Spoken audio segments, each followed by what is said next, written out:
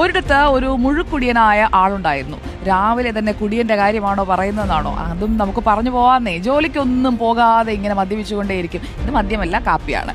വീട്ടിലെത്തി ഭാര്യയെയും 2 ആൺമക്കളെയും മർദ്ദിക്കുകയും ചെയ്യും. അങ്ങനെ ഇരിക്കെ ഒരു ദിവസം അയാൾ അങ്ങ് മരിച്ചുപോയി. പിന്നീട് വളരെ കഷ്ടപ്പെട്ട് ആ അമ്മ 2 മക്കളെയും വളർത്തി.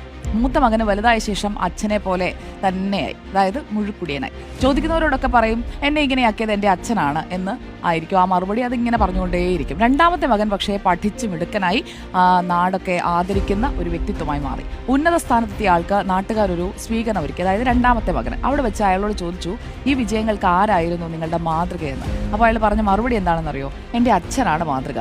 അയാളുടെ അച്ഛനെക്കുറിച്ച് അറിയാവുന്ന നാട്ടുകാർ ഞെട്ടിപ്പോയി. അപ്പോൾ അയാൾ തുടർന്ന് പറഞ്ഞു, ഒരിക്കലും ആരായി തീരരുത്. അതാണ് അച്ഛൻ എനിക്ക് സ്വന്തം ജീവിതത്തിലൂടെ മാതൃക കാണിച്ചു തന്നത്. ജീവിതത്തിൽ മുന്നേറണമെന്നും വിജയിക്കണമെന്നും ഞാൻ ഉറപ്പിച്ചത് അച്ഛനെ കണ്ടാണ്.